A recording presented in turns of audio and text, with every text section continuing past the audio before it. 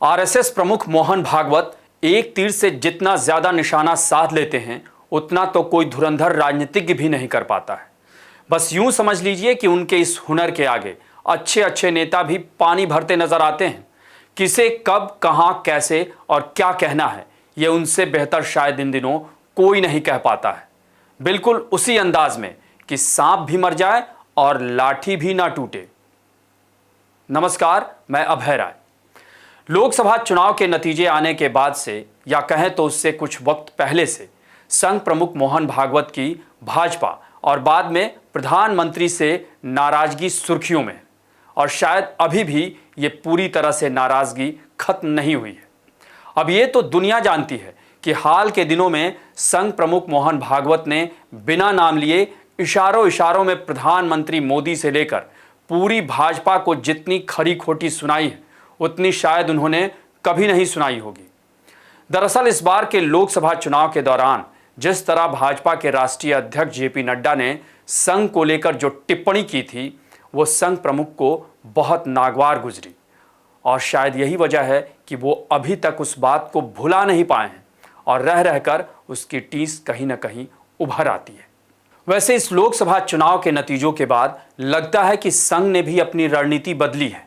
क्योंकि कुछ दिनों या कहें तो कुछ महीनों से उसकी ओर से जो भी बयान आए हैं उसमें एक बड़ा संदेश दिखता है, चाहे वो बीजेपी के लिए हो या किसी और के लिए, और वो काबिले गौर भी है और उसे नज़रअंदाज भी नहीं किया जा सकता।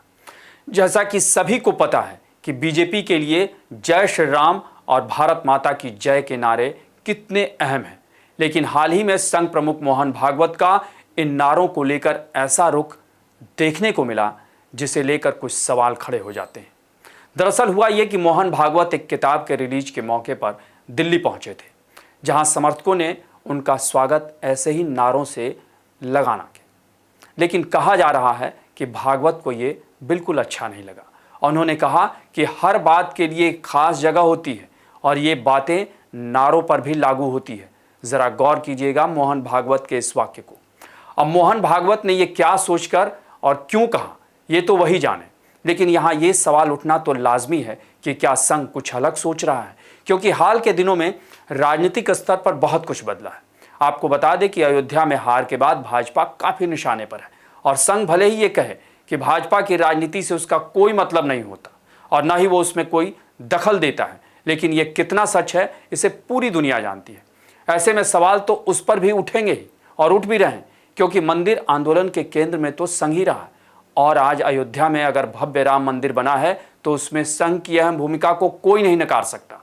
ऐसे में भाजपा का फैजाबाद यानी अयोध्या लोकसभा सीट हारना उसकी भी रणनीति और साख पर सवाल तो खड़े करता ही है।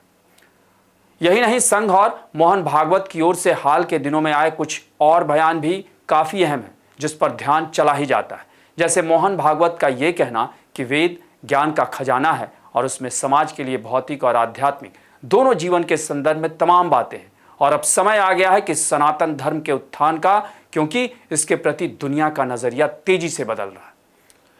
यही नहीं, एक कार्यक्रम में मोहन भागवत का यह कहना कि हिंदू धर्म ही मानव धर्म है और यह सबके कल्याण की कामना को लेकर चलता है और हिंदू मतलब विश्व का सबसे उदारतम मानव जो सब कुछ स्वीकार करता है, सबके प्रति सद्भाव रखता है। ऐसे में देश में अच्छे बुरे के लिए जिम्मेदार हिंदू ही है, क्योंकि वही राष्ट्र के कर्ता धर्ता हैं और इस राष्ट्र का अच्छा होता है तो हिंदू समाज की कीर्ति बढ़ती है और राष्ट्र में अगर कुछ गड़बड़ होता है तो उसका दोष भी हिंदू समाज पर ही आता है।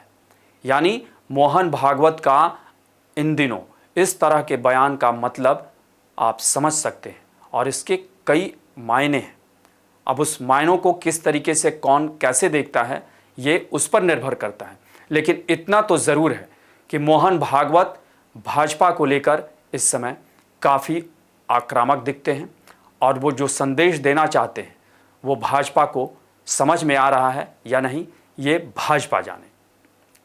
आपको हमारी ये रिपोर्ट कैसी लगी उसे कमेंट बॉक्स में ज़रूर बताएं और अन्य खबरों से अपडेट रहने के लिए बने रहें हमारे साथ, क्योंकि हम हैं बुलंद भारत टीवी, ताकत आपकी।